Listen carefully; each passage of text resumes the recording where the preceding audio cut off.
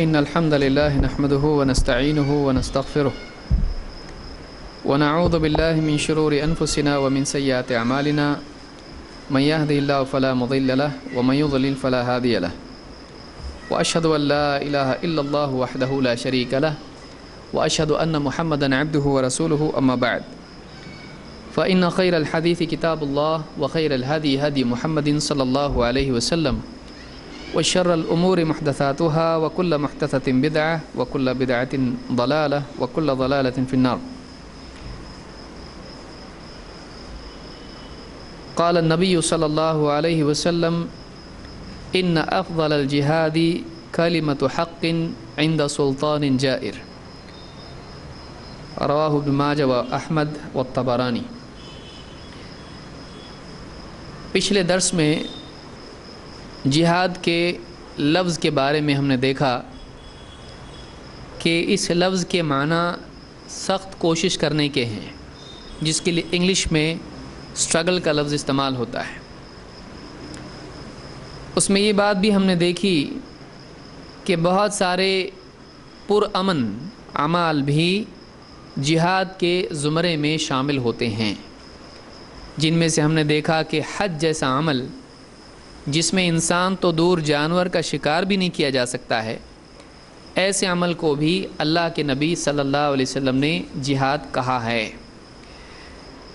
تو جہاد کوشش کرنے کا نام ہے. حق کے لیے، دین کے لیے کوشش کرنا، یہ جہاد کہلاتا ہے. اب یہ کوشش کبھی کبھی جنگ کی صورت بھی اختیار کر لیتی ہے. ایسی صورت میں ایک آدمی جو کوشش کرتا ہے وہ بھی جہاد ہوتی ہے. یہ مطلب نہیں ہے کہ صرف جنگ ہی جہاد ہے، بلکہ معاملہ یہ ہے کہ جنگ بھی جہاد ہے. لیکن اگر وہ جنگ ظلم والی جنگ ہو تو وہ جہاد نہیں ہے. اللہ کے ہاں ایسی جنگ جائز بھی نہیں ہے. اس کی تفصیل ہم آگے دیکھیں گے. یہاں پر اس سلسلے میں حدیث ہم نے دیکھی تھی. اللہ کے نبی صلی اللہ علیہ وسلم نے فرمایا ان افضل الجہاد کلمۃ حق عند سلطان جائر، کہ سب سے افضل جہاد یہ ہے کہ ایک ظالم بادشاہ کے سامنے کلمہ حق کہا جائے یا حق بات کہی جائے. یہاں پر کلمۃ الحق کا مطلب یہ نہیں ہے کہ ایک آدمی اس کے سامنے جا کے کلمہ پڑھے. یہاں کلمہ جب بھی ہم بولتے ہیں اس کا مطلب ہمارے یہاں کیا سمجھا جاتا ہے؟ اول کلمہ لوگ بولتے ہیں طیب لا الہ الا اللہ. یہاں پر یہ مراد نہیں ہے. یہ بھی مراد ہو سکتا ہے. یہاں پر یہ ہے کہ ایک بادشاہ ظالم ہے اور وہ حق بات سننے کے لیے تیار نہیں ہے، اور پھر یہ ہمت کر کے اس کے سامنے بولے کہ ایسا نہیں ایسا ہے، آپ کی بات صحیح نہیں ہے، صحیح بات یہ ہے، آپ کی غلطی ہے، آپ نے ظلم کیا ہے، آپ صحیح نہیں بول رہے ہو، صحیح بات یہ ہے. تو ایک ظالم بادشاہ ہے جو انصاف پر قائم نہیں ہے، لیکن اس کے سامنے صحیح بات بولنا، کھری بات بولنا ایک بہت مشکل کام ہوتا ہے. تو ایک آدمی جب ہمت جٹا کے حق بات ایک ظالم بادشاہ کے سامنے بولتا ہے تو اسلام میں اس کو بھی جہاد قرار دیا گیا ہے. اور کبھی جنگ بھی جہاد ہو جاتی ہے. یہاں تک کہ ذاتی معاملے میں بھی ایک آدمی کا دفاع کرتے ہوئے مارا جانا اس کو شہید بناتا ہے. اسی لیے اللہ کے نبی صلی اللہ علیہ وسلم نے فرمایا من قتل دون دینہ فہو شہید، جس کو دین کی وجہ سے قتل کر دیا جائے، وہ مسلمان اس لیے مار ڈالا جائے، ایسا آدمی کیا ہے؟ شہید ہے. بلکہ من قتل دون مالہ فہو شہید، کہ جس کو اس کے مال کی وجہ سے مار ڈالا جائے وہ بھی کیا ہے؟ شہید ہے. تو ایک آدمی اپنے گھر والوں کو بچاتے ہوئے قتل ہو جائے، اپنا مال بچاتے ہوئے قتل ہو جائے، یا صرف مسلمان ہونے کی بنیاد پر اسے قتل کر دیا جائے تو ایسا آدمی بھی کیا ہے؟ شہید ہے. تو اسلام میں جہاد کا دائرہ تنگ نہیں ہے، بلکہ جہاد میں جنگ اور غیر جنگ دونوں بھی آتے ہیں. امن والے اعمال بھی جہاد میں آتے ہیں، بلکہ عبادتی امور بھی جہاد میں آتے ہیں. اسی لیے تہجد کا لفظ کیا ہے؟ تہجد بنا کس سے ہے؟ یہ جہادہ سے بنا ہے. اور تہجد کی نماز جو پڑھی جاتی ہے کتنا بڑا مجاہدہ، یہ تو سبھی جانتے ہیں. یہ خود ایک جہاد ہے. کس کے خلاف؟ بیوی کے خلاف، بچوں کے خلاف، اپنے نفس کے خلاف، شیطان کے خلاف. اور پچھلے درس میں ہم نے دیکھا تھا کہ نفس کے خلاف لڑنا یہ بھی کیا ہوتا ہے؟ جہاد میں شامل ہے. تو ایک بادشاہ اور ایک حاکم ہے، اس کے سامنے سچی بات کہنا، حق بات کہنا، یہ بھی جہاد ہے. معلوم ہوا کہ جہاد کا عمل زبان سے بھی ہوتا ہے، جہاد کا عمل بات سے بھی ہوتا ہے. صرف اس کے لیے ہاتھ استعمال کرنا، تلوار استعمال کرنا، بندوق استعمال کرنا، یہ صرف جہاد نہیں ہے بلکہ زبان سے بھی جہاد ہوتا ہے. اس کی اور ایک مثال آپ دیکھیے، قرآن کریم میں اللہ تعالیٰ نے فرمایا فَلَا تُطِعِ الْكَافِرِينَ وَجَاهِدْهُمْ بِهِ جِهَادًا كَبِيرًا. فَلَا تُطِعِ الْكَافِرِينَ، تو اے نبی آپ انکار کرنے والوں کی بات مت ماننا. وہاں پہ ہندی میں کچھ غلطی دیکھیے، بات ماننا ہو گیا ہے وہاں پہ. اصل میں کیا ہونا چاہیے؟ بات نہ مانیے یا مت مانیے، اس طرح سے نہیں آنا چاہیے وہاں پہ. فَلَا تُطِعِ الْكَافِرِينَ اردو والوں کا صحیح ہے. تم اے نبی آپ کافروں کی بات مت مانیے، ان کی باتوں میں مت آئیے، ان کے دباؤ میں مت آئیے، ان کا پریشر قبول مت کیجیے، ان کی بات مت مانیے. ان کے مشورے، آپ کو ہم سردار بنا دیتے ہیں، دعوت چھوڑو. آپ کو بہت ہی خوبصورت قبیلے کی کوئی لڑکی سے آپ کی شادی کر دیتے ہیں، دعوت چھوڑو. آپ کو مال چاہیے، مال دیتے ہیں، دعوت چھوڑو. یا بہت ستائیں گے، دعوت چھوڑو. کچھ بھی نہیں، ان کا کوئی مشورہ مت ماننا، ان کے کسی دباؤ میں مت آنا، ان کی کوئی لالچ قبول مت کرنا. ان کی بات جو دعوت چھوڑنے کے سلسلے میں ہے، ان کے شرک کو سینکشن کرنے کے سلسلے میں ہے، آپ ان کی بات مت ماننا. فَلَا تُطِعِ الْكَافِرِينَ، اے نبی آپ کافروں کی بات مت مانیے. وَجَاهِدْهُمْ بِهِ جِهَادًا كَبِيرًا، اور آپ ان سے جہاد کیجئے. بِهِ اس کے ساتھ، اس کے ذریعے. کس کے؟ قرآن. آپ قرآن کے ذریعے سے ان سے جہاد کیجئے. کیسا جہاد؟ جہادًا كَبِيرًا، بڑا جہاد کیجئے. معلوم ہوا کہ جہاد میں چھوٹا بھی ہوتا ہے اور بڑا بھی ہوتا ہے. تو علم کے ساتھ، قرآن کے علم کے ساتھ، قرآن کیا ہے؟ کوئی تلوار ہے یا کوئی بندوق کی گولی ہے؟ کیا ہے قرآن؟ قرآن اللہ کی طرف سے نازل ہونے والا علم ہے، اللہ کا کلام ہے، اللہ کی طرف سے نازل ہونے والی دلیل، برہان، فرقان، ہدا، نور، شفا ہے. تو اس قرآن کے ذریعے سے آپ کافروں کے ساتھ جہاد کیجئے، اور اس کو چھوٹا مت سمجھیے. یہ کیسا جہاد ہے؟ بڑا جہاد ہے. ابن کثیر رحمۃ اللہ علیہ فرماتے ہیں یعنی اس پر اتفاق ہے کہ یہ مکی آیت ہے. کہاں نازل ہوئی ہے؟ مکہ میں. مکی کا مطلب مکہ میں نازل ہوئی. مکہ میں جنگ تھی؟ نہیں. الم تر الی الذین قیل لهم کفوا ایدیکم، کیا تم نے دیکھا نہیں ان لوگوں کی طرف جن سے کہا گیا تھا اپنے ہاتھ رو کے رکھو؟ مکہ میں کیا حکم تھا؟ ہاتھ رو کے رکھو، لڑنا نہیں. تو یہاں تو مکہ میں جہاد کا حکم آ رہا ہے پھر، اور وہ بھی جہاد کیسا ہے؟ چھوٹا؟ بڑا؟ تو جہاد کا حکم مکہ میں آیا یا مدینہ میں؟ کوئی بھی ہم سے پوچھے، آپ اس کو سمجھائیں تو کیسے سمجھائیں؟ دیکھیے جہاد کا حکم مدینہ میں نہیں آیا، جہاد کا حکم کہاں آیا؟ مکہ میں آیا. لیکن مکہ میں جنگ منع تھی اور جہاد تھا. جہاد تھا اور جنگ تھی نہیں. آپ سمپلی کسی آدمی کو، غیر مسلم کو آپ سمجھانا چاہیں، پیارے بھائی جہاد سے صرف جنگ مراد نہیں ہے، بلکہ نان جنگ بھی جہاد ہو سکتا ہے. اس کی مثال، جہاد کا حکم مکہ میں آیا اور مکہ میں ہاتھ روکنے کا حکم تھا، جنگ نہیں کرنے کا حکم تھا.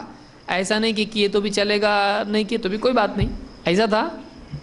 قیل لہم کفوا ایدیکم، اللہ کی طرف سے حکم تھا کہ ہاتھ روکے رکھو، لڑنا نہیں. مطلب نان وائلنس کا حکم کدھر تھا؟ مکہ میں تھا، لڑنے کا نہیں. ابھی وہاں اللہ کی طرف سے حکم تھا، لیکن وہاں جہاد کا بھی حکم تھا.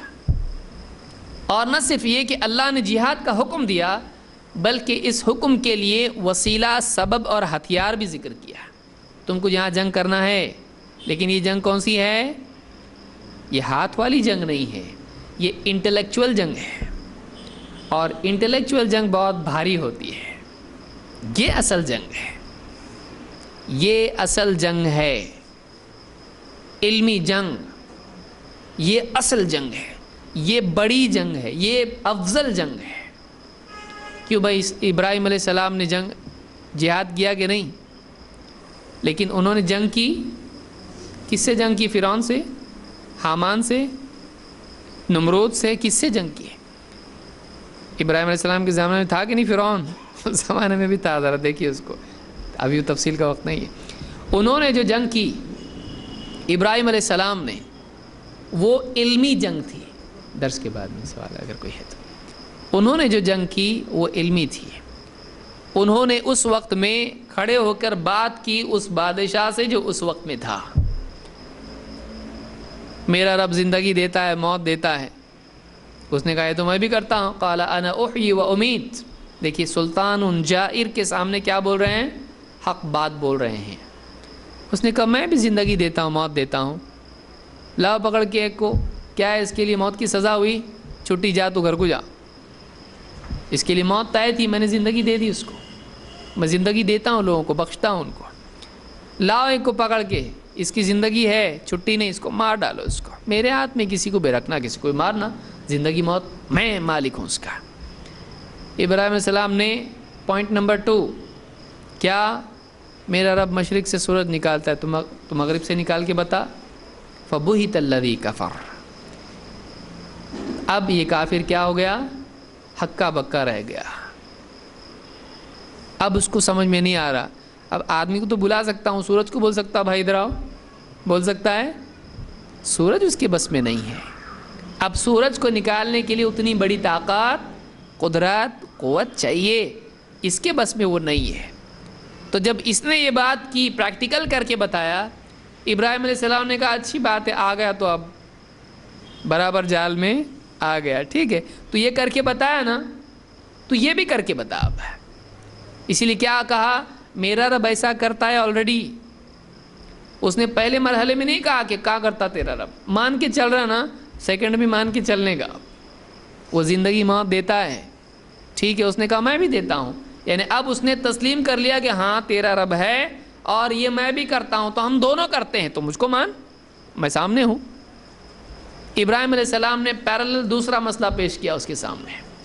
کہا میرا رب مشرق سے سورج نکالتا ہے، تو نکال کے بتا مغرب سے. اب وہ نہیں بول سکتا ہے کہاں ہے تیرا رب، بتا ہے کہ نہیں ہے. نہیں، پہلے کیوں مانا؟ پھر پہلے سٹیپ پہ تو نے تسلیم کر لیا ہے نا. ٹھیک ہے، میں بھی ایسا کرتا ہوں. ٹھیک ہے، کمپیئر کر رہا ہے تو اب میں کمپیئر کرتا ہوں تجھ کو میرے رب سے. میرا رب مشرق سے نکالتا ہے، تو الٹا کر کے بتا. جو مشرق سے نکال سکتا ہے وہ مغرب سے نکال سکتا ہے کہ نہیں؟ کیونکہ مشرق سے تو وہی نکال رہا ہے. ابراہیم علیہ السلام نے نہیں کہا کہ تو بھی مشرق سے نکال کے ابھی بتا. نہیں، انہوں نے کہا تو مغرب سے نکال کے بتاؤ. بہت مشکل ہے، وہ اللہ سے مزاحمت ہے، وہ کر ہی نہیں سکتا ہے. فبہت الذی کفر. انہوں نے اس کو دعوت دی. اللہ نے یہاں پر کہا فلا تطع الکافرین. اے نبی آپ کافروں کی بات، انکار کرنے والوں کی بات ماننا مت. وجاہدہم، اور ان سے جہاد کیجیے. جہادن کبیرہ، بڑا جہاد کیجیے. ابن قیم رحمۃ اللہ علیہ فرماتے ہیں کہ یہ بڑا جہاد ہے جو حجہ اور بیان سے ہوتا ہے. اور آپ نبیوں کی تاریخ دیکھیں گے کہ جنگیں، تلوار والی، بھالوں والی، ڈھال والی جنگیں سارے نبیوں نے نہیں کی ہے، لیکن دلائل والی جنگ یہ سارے نبیوں نے کی ہے. سارے جتنے رسول تھے اپنی قوم میں آتے تھے، دلائل کی بنیاد پر اپنی قوم پر इत्माम हुज्जत करते थे। रुसुलन मुबश्शिरीन व मुंदिरीन लिअल्ला यकून लिन्नास अलल्लाहि हुज्जतुन बअद रुसूल। अल्लाह ताला ने रसूल भेजे खुशखबरी देने वाले, डरावा सुनाने वाले, ताकि रसूलों के आ जाने के बाद लोगों के पास अल्लाह के मुकाबले में कोई हुज्जत, कोई एक्सक्यूज़ बाकी न रहे। तो उनका जो जंग थी, उनका जो जिहाद था, वो दलाइल और बराहीन से था। कभी कुछ बाज़ रसूलों को जंग की भी नौबत आई, उन्होंने जंग की।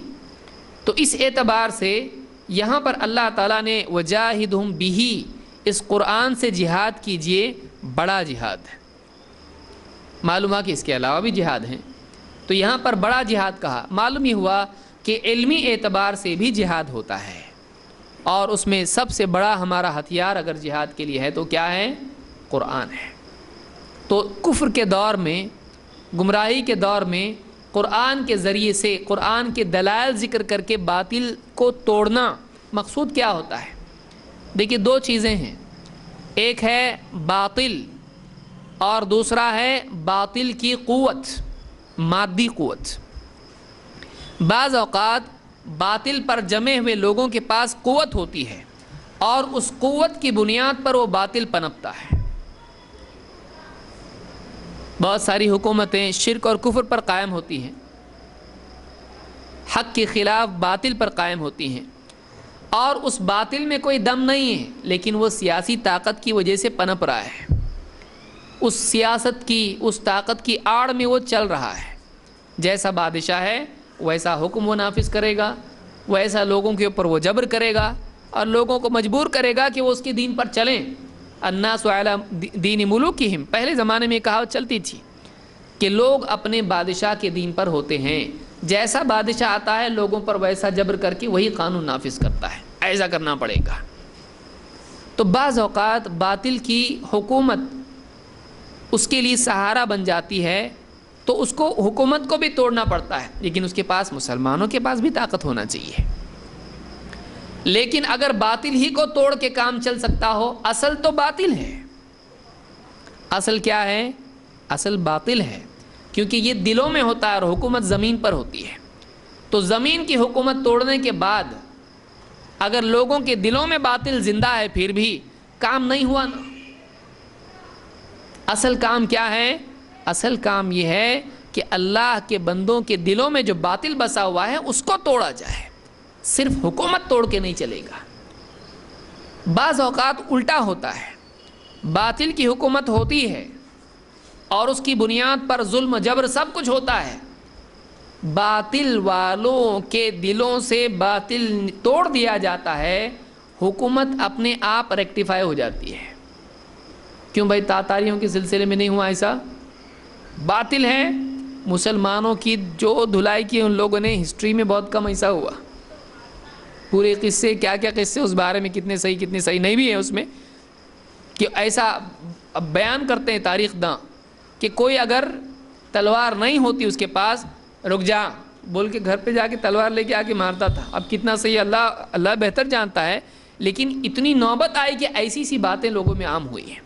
इतने मुसलमान मजबूर, मजलूम कर दिए गए कि जिसका जी आता मुसलमानों को कत्ल करता, तातारियों के दौर में। लेकिन फिर ये जिस बातिल पर कायम थे तातारी, उन लोगों के अंदर जो दीन था, बेदीनी थी, कुफ्र था, दलालत थी, उसको मुसलमानों ने तोड़ दिया दावत के ज़रिए से। वो भी कोई बहुत प्रोग्राम दावत नहीं थी, वो एक इत्तिफाकी चीज़ थी, अल्लाह की नुसरत थी कि एक मुसलमान जिनके पास दीन था, उनके ज़रिए से दीन लोगों की ज़िंदगियों में आता गया। उन्होंने इनको देखा, ये लोग क्या करते हैं, इबादत करते हैं, इनकी बातें क्या हैं। उन लोगों ने उसको सीखा, समझा उन्होंने, और उनके दिल की दुनिया बदल गई। वो सारे के सारे बादशाह क्या हो गए? वो मुसलमान हो गए, और वही लोग हिंदुस्तान भी आए। तो एक हुकूमत, बातिल से चलने वाली हुकूमत, जब उसका बातिल तोड़ दिया गया, उसका जुल्म और जबर सब ख़त्म हो गया, वो सही हुकूमत बन गई, वो ख़ुद मुसलमान हो गए। वो इस्लाम के ख़िलाफ़ ताकत थी, इस्लाम की ताकत बन गए। और ये और बात है कि बाद में आके उनमें फिर शराबी कबाबी सब पैदा हुए, वो और बात है, लेकिन उसके ज़िमन में इस्लाम पनपा, उसकी मातहती में, उसकी क़ुव्वत के तहत اسلام ملکوں میں داخل ہوا اور لوگوں نے اسلام کو اپنی آزادی سے قبول کیا. انہوں نے بھی جبر نہیں کیا. جب تاتاری تھے تب مسلمانوں کو بہت توڑا، مارا، پیٹا، کاٹا، لیکن جب اس کے بعد آئے تو ان کی جنگیں جو تھیں صرف بادشاہوں سے سیاسی حد تک تھی. اپنی حکومتوں میں انہوں نے لوگوں کو زبردستی مسلمان نہیں بنایا. اسی لیے مغلیہ دور میں آپ دیکھیں ہندوستان میں بھی ہندو اور جو دوسرے دھرم کے لوگ ماننے والے تھے وہ باقی رہے، ختم نہیں ہوئے. ورنہ آج ایک بھی غیر مسلم باقی نہیں رہتا ہندوستان میں، اتنے سارے، بلکہ آج مسلمان کم ہے، دوسرے زیادہ ہیں. اگر وہ لوگ چاہتے تو ان ساری حکومتوں کو ختم کر کے سارے لوگوں کو اپنی حکومت میں مسلمان جبرن بناتے. اسلام ان کے اندر جب آیا تو ان کی دیکھیے جو مسلمانوں کے ساتھ انہوں نے کیا تھا، اسلام نہیں ہونے کی وجہ سے، کتنی بڑی تاریخی شہادت ہے اسلام کے امن والا دین ہونے کی. جنگ دیکھیے سب نے کی ہے اور آج بھی کر رہے ہیں، پیس والے بھی کر رہے اور نان پیس والے بھی کر رہے ہیں. جنگ ختم نہیں ہونے والی قیامت تک. جنگ کے پیچھے کے مقاصد الگ الگ ہوتے ہیں. کبھی پیٹرول کے لیے بھی جنگ ہوتی ہے، باتیں بڑی بڑی کر کے پیٹرول چاہیے بول کے حملے کرتے ہیں مسلمان ملکوں پہ. جہاں پیٹرول نہیں وہاں پہ کون حملہ کرتا؟ وہاں کوئی جاتا بھی نہیں. جہاں پیٹرول ہے برابر انصاف اور عدل کرنے کے لیے لوگ آ جاتے ہیں. کیوں؟ ہفتے ملیں گے یہاں سے. جہاں پیٹرول ہے برابر جاتے ہیں انکل سیم، لیکن جہاں پیٹرول نہیں وہاں جاتے نہیں. تو کتنے ملک ہیں جہاں پر نہیں ہے اس طرح کے وسائل، وہاں پر کوئی جاتا نہیں ہے انصاف اور عدل کرنے کے لیے. بہرحال وہ ایک الگ تاریخ ہے. تاتاری جب ہندوستان میں آئے، اس سے پہلے کی ان کی تاریخ دیکھیے، مسلمانوں پر انہوں نے کتنا جبر کیا. لیکن جب ہندوستان میں وہ لوگ آئے تو یہاں کی جب حکومت مسلمان وہ بنے اور یہاں کے لوگوں کے ساتھ وہ رہے، انہوں نے ان کو دین میں جبر نہیں کیا کہ تم سب کے سب مسلمان بن جاؤ. انہوں نے ان کو اپنے دین پر باقی رہنے دیا، اور جس کو مسلمان ہونا تھا اس کی مرضی تھی. اور آج بھی ہندوستان میں سارے مسلمان اور باقی سب غائب ایسا ہوا نہیں. ان کی عبادت گاہیں باقی رہی، ان کا اپنے دین پر رہنا باقی رہا، ان کے اپنے تیوہار باقی رہے ہندوستان کے اندر.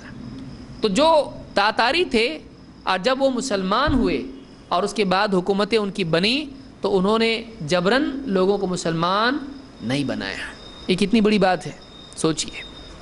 تو اس سلسلے میں اسلام یہ ہم کو بتاتا ہے کہ ہم علمی اعتبار سے جہاد کریں، اور اگر ضرورت پڑی تو پھر قدرت اور طاقت بھی استعمال کی جا سکتی ہے اگر مجبوری کا کوئی آپشن ہے نہیں اگر. اور یہ ہر آدمی جانتا ہے. کوئی آدمی آپ کو مارنے کے لیے آپ کیا کہیں گے اس کو؟ بھائی جھگڑا کرنا اچھی بات نہیں، مت لڑو. اور وہ مار رہی ہے آپ کو، آپ کیا کریں گے؟ اس کے سامنے نعت پڑھیں گے، ترانہ گائیں گے اس کے سامنے؟ کیا کریں گے؟ کیا آپ کو ڈیفینڈ کرنا پڑے گا اپنے کو. اس وقت جو آپ لڑ رہے ہو قانون کی نگاہ میں بھی وہ جرم نہیں ہے. اگر لڑنا برا ہے تو قانون میں اپنا ڈیفینس کرنے کے لیے لڑنا غلط کیوں نہیں ہے؟ غلط ہونا چاہیے. لیکن وہاں چونکہ اس کا پرپز الگ ہے، اس کا سینیریو الگ ہے، اس صورت میں اس کو کرائم نہیں کہا جائے گا، چاہے اس لڑنے میں وہ مارا جائے جس کو اس نے قتل کیا. یہ آدمی جو بچاتے بچاتے اپنے آپ کو اس کو قتل کر دیا. کسی کے بیوی بچوں پہ کوئی ہاتھ ڈال رہا ہے، چور ہے، اچکا ہے، ڈاکو ہے، گھر میں داخل ہوا، اس کے ہاتھ میں چھری ہے، اگر اس سے لڑتے لڑتے اس کو اس نے مار ڈالا گھر والے نے، تو پولیس اس کو سزا دے گی؟ نہیں. کیوں؟ اس لیے کہ ڈیفنس میں ہوا ہے. تو لڑنا فی نفسی ہی برا نہیں ہے، اس کے مقصد کی وجہ سے اس پہ حکم الگ لگتا ہے. تو اس اعتبار سے آپ دیکھیے کہ اللہ تعالیٰ نے مکہ میں جہاد کا حکم دیا اور کیا کہا؟ فَلَا تُطِعِ الْكَافِرِينَ.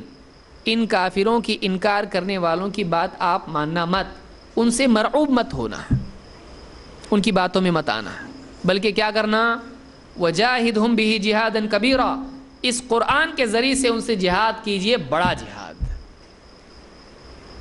اصل باطل کی نظریاتی قوت کو توڑنا ہوتا ہے، کیونکہ جو لوگ باطل کی بنیاد پر کھڑے ہیں اور حق کے دشمن ہیں، باطل کے حق ماننے کی وجہ سے وہ اس کے لیے لڑ رہے ہیں.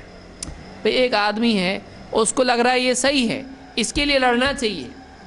جیسے اس کو سمجھ میں آتا ہے کہ میں جس چیز کے لیے لڑ رہا ہوں وہ غلط ہے، اس کی پوری ہوا نکل جاتی ہے. تو آپ اس کو جب سمجھا دیتے ہیں کہ جس کے لیے تو ہم سے لڑ رہا ہے وہی غلط ہے، تو وہ آدمی وہ آدمی اس غلط کے لیے لڑنے والا نہیں رہتا ہے بلکہ وہ چھوڑ دیتا ہے۔ تو اسلام دعوت کو زیادہ پرائیورٹی دیتا ہے، کیونکہ دعوت کے ذریعے سے باطل والے باطل چھوڑ دیتے ہیں۔ جب وہ باطل چھوڑ دیتے ہیں تو جھگڑا بھی ختم ہو جاتا ہے۔ حق باطل، حق والے باطل والے، حق والے حق بول رہے، باطل والے باطل بول رہے، اب دونوں میں اپوزیشن ہو گیا۔ اب حق والوں کے خلاف باطل والے کیا کریں گے؟ دباؤ ان کو، تلوار استعمال کرو، مارو پیٹو ان کو، کیونکہ یہ لوگ غلط ہیں۔ ٹھیک ہے، حق والے سمجھائیں گے، نہیں سمجھے حق والے بولیں گے ہم کو لڑنا پڑے گا، وہ لڑ رہے ہیں تو ہم چپ بیٹھے، نہیں ہم بھی لڑیں گے۔ اجازت ہے، ہر ملک میں ہر قانون میں اجازت ہے، لیکن مسلمانوں کو پھر بھی یہ بتایا گیا ہے ایسا نہیں، تم لوگ کیا کرو؟ دعوت دو، اس قرآن کے ذریعے سے ان کے دل کے بند دروازے کھولو، ان کو سمجھاؤ جس کے لیے وہ لڑ رہے ہیں وہ ایسی چیز نہیں جس کے لیے لڑنا چاہیے، وہ غلط کاز کے لیے ساری طاقت لگا رہے ہیں۔ تو اسلام نے، قرآن نے دعوت کو پرائیورٹائز کیا ہے، اسی لیے کہا وَجَاهِدْهُمْ بِهِ جِهَادًا كَبِيرًا، اس قرآن کے ذریعے سے آپ ان سے بڑا جہاد کیجیے۔ معلوم یہ ہوا کہ علمی اعتبار سے بھی جو عمل کیا جاتا ہے، جس کو ہم ڈیبیٹ کہتے ہیں، جس کو ہم آرگیومنٹ کہتے ہیں، جس کو دلائل پیش کر کے باطل کو توڑنا کہتے ہیں، آئیڈیالوجیکل وار جس کو آپ کہتے ہیں، یہ بھی جہاد آتا ہے۔ بلکہ اس کا نام کیا ہے؟ یہ کیسا جہاد ہے؟ چھوٹا کہ بڑا؟ بڑا جہاد ہے۔ اس کی ایک وجہ یہ بھی ہے کہ دیکھیے آپ تلوار لے کے کھڑے ہو گئے اور ایک آدمی جو باطل پر ہے وہ تلوار لے کے کھڑا ہو گیا، لڑے لڑے لڑے، دونوں بہت لڑے، اہل حق بہت اچھے ایکسپرٹ ہے، اہل باطل کو مار ڈالا اس نے، کہاں جاتا وہ؟ جنت میں؟ جہنم میں۔ تو اہل باطل کو جب اہل حق قتل کرتے ہیں تو اہل باطل کہاں جاتے ہیں؟ جہنم میں، کیونکہ وہ باطل پہ تھا، باطل پہ مرا، تو باطل پہ مرا کا مطلب جاؤ جہنم میں۔ غلط تھا، غلط پہ اینڈ ہوا، اس کا بچا ہوا بھی اینڈ کدھر رہے گا؟ غلط پہ، جہنم میں۔ لیکن دعوت اس کو دی، قرآن کے ذریعے سے اس کے ساتھ انٹلیکچول جہاد کیا۔ وہ بولا ایسا نہیں ایسا ہے، آپ بولے نہیں بابا ایسا ہے، بولا نہیں ایسا کیسا رہتا، بولے نہیں ایسا نہیں، یہ دلیل دے سن، حق اس کے سامنے پیش کیا، اس کی ساری دلیلیں، اس کے سارے ہتھیار آپ نے فیل کر دیے، اس کو آپ نے بتا دیا کہ یہ حق ہے وہ باطل ہے۔ اب بولا ہاں اچھا اب سمجھ میں آیا، اب وہ آدمی آپ کی بات مان لیا، اس نے ہتھیار ڈال دیے، اس نے جنگ ختم کر دی، اس نے بحث چھوڑ دی، اس نے انکار ختم کر کے اقرار کر لیا۔ اب اگر وہ مر گیا تو کہاں جائے گا؟ تو مقصود اسلام کا لوگوں کو جہنم میں پہنچانا ہے کہ جنت میں؟ تو بڑا جہاد کون سا ہوا؟ جس میں آپ کی بھی پٹائی نہیں ہوئی، ارے بھائی آپ اس کو ایک مارے، وہ بھی تو آپ کو مارے گا نا کچھ، تو آپ بھی اس میں نقصان میں ہو، آپ کو بھی یہاں پر زخم آ رہے ہیں، اس کو بھی زخم آ رہے ہیں، اور وہ مر گیا تو جہنم میں۔ اور اگر اہل حق میں سے اگر کوئی مارا جاتا ہے، اگرچہ وہ جنت میں جائے گا لیکن اہل حق کی طاقت کم ہوگی کہ نہیں ہوگی؟ کم ہوگی، اس میں نقصان ہونے کے چانسز زیادہ ہیں۔ اس لیے بڑا جہاد کون سا ہے؟ جو علمی سطح پر ہو، یہ بڑا جہاد ہے۔ لیکن اگر مجبوری ہو جائے اور لڑنا ہی پڑے تو ایسی صورت میں اسلام میں اس کی بھی گنجائش ہے، قیامت تک کے لیے جنگ کی گنجائش ہے۔ تو ایک بات آپ یہ کہہ سکتے ہیں کہ اسلام میں علمی جہاد بھی جہاد ہوتا ہے، ایجوکیشنل نالج والا جہاد بھی جہاد ہوتا ہے، اور یہ کیسا جہاد ہے؟ چھوٹا کہ بڑا؟ بڑا جہاد ہے۔ تو ہم کو قرآن سے جہاد کرنے کے لیے کہا گیا ہے مکہ میں، اور پھر بعد میں جب جنگیں ہوئیں تو اس وقت میں یہ جہاد ختم ہو گیا نا قرآن کا؟ نہیں، یعنی یہ قرآن کا جو جہاد ہے یہ جب جنگ نہیں تھی تب بھی تھا، اور جنگ ہوئی تب بھی رہا، اور قیامت تک رہے گا۔ وَأُوحِيَ إِلَيَّ هَذَا الْقُرْآنُ لِأُنذِرَكُمْ بِهِ وَمَنْ بَلَغَ، اللہ تعالیٰ نے فرمایا کہ اے نبی آپ کہیے کہ یہ قرآن میری طرف وحی کیا گیا ہے تاکہ میں اسے لِأُنذِرَكُمْ بِهِ، اس قرآن کے ذریعے سے میں تم کو خبردار کر دوں، وَمَنْ بَلَغَ، اور اس کو بھی جس تک صرف یہ قرآن پہنچے۔ تو قرآن جس تک پہنچا اس تک حق بات پہنچی، اللہ کے نبی صلی اللہ علیہ وسلم نے بات، اللہ تعالیٰ نے بات نبی کو کہنے کے لیے کہا ہے۔ تو قرآن ایمان والوں کا اہل حق کا سب سے بڑا ہتھیار ہے. اسی لیے سب سے پہلے نبی کو کون سا ہتھیار دیا؟ جبریل آ کے کیا دیے؟ تلوار دیے نا. کیا دیے؟ ایک ڈھال اور ایک تلوار اور ایک بھالا. نہیں، سب سے پہلے کیا دیے جبریل لا کے؟ قرآن. اقرأ بسم ربک الذی خلق. سب سے پہلے جو دیا گیا وہ کیا تھا؟ قرآن. اور پھر اسی کے ذریعے سے آپ نے قلوب کو مسخر کیا اللہ کے اذن سے. یہی وہ قرآن ہے جس کی وجہ سے اچھے اچھے دشمن کیا ہو گئے؟ ڈھیر ہو گئے. حضرت عمر فاروق رضی اللہ تعالیٰ کو کس نے جنگ جیتی تھی ان سے؟ قرآن نے. آپ صلی اللہ علیہ وسلم قرآن پڑھ رہے ہیں حرم میں، مسجد حرام میں، اور عمر رضی اللہ تعالیٰ سن رہے ہیں. اس قرآن کے ذریعے سے ان کا دل کیا ہو گیا؟ نرم ہو گیا، اور ان کی سمجھ میں آ گئی بات کہ میں غلط یہ صحیح. پھر جا کے انہوں نے اسلام قبول کیا. بہرحال تو قرآن سے بھی جہاد کیا جاتا ہے، اور قرآن کسی تلوار کا نام نہیں ہے. معلوم ہوا کہ جہاد صرف جنگ کو نہیں کہتے ہیں، جنگ کو بھی کہتے ہیں، صرف جنگ کو نہیں کہتے ہیں. چلیے آگے بڑھتے ہیں. اب ہم ایک دوسرا حصہ دیکھتے ہیں اس کا، کہ اسلام میں جنگ اگر ہے تو کیا جان بے قیمت ہے؟ مارو، لوگوں کو کاٹو، جتنے لوگ کم ہوں گے دوسرے اتنا اچھا، مسلمان ہی پوری دنیا میں ہونا چاہیے. اس طرح سے ہٹلر کے جیسا کوئی نعرہ ہمارا ہے کہ نازی یہاں پہ ہونا چاہیے سارے کے سارے؟ ایسا نہیں ہے. بلکہ اسلام میں جان کی قدر اور قیمت ہے. اللہ تعالیٰ قرآن کریم میں فرماتا ہے، اور انسانی جان کا اصول یہ کسی دوسری کتاب میں اس طرح کی بات بیان نہیں ہوئی ہے. جتنی بھی دھارمک کتابیں ہیں، ریلیجس اسکرپچرز ہیں، انسان کی جان کی ایسی قیمت کسی بھی کتاب میں بتائی نہیں گئی ہے جو اسلام میں بتائی گئی ہے، کہ جان کتنی ویلیوبل ہے. یعنی اسلام میں جنگ کا مطلب جان کوئی قیمت نہیں ہے، جان کی بہت قیمت ہے. اللہ تعالیٰ فرماتا ہے من اجل ذلک کتبنا علی بنی اسرائیل، اسی وجہ سے ہم نے بنی اسرائیل پر یہ بات لکھ دی، بنی اسرائیل پر یہ بات لکھ دی، انہ من قتل نفسا بغیر نفس او فساد فی الارض فکأنما قتل الناس جميعا.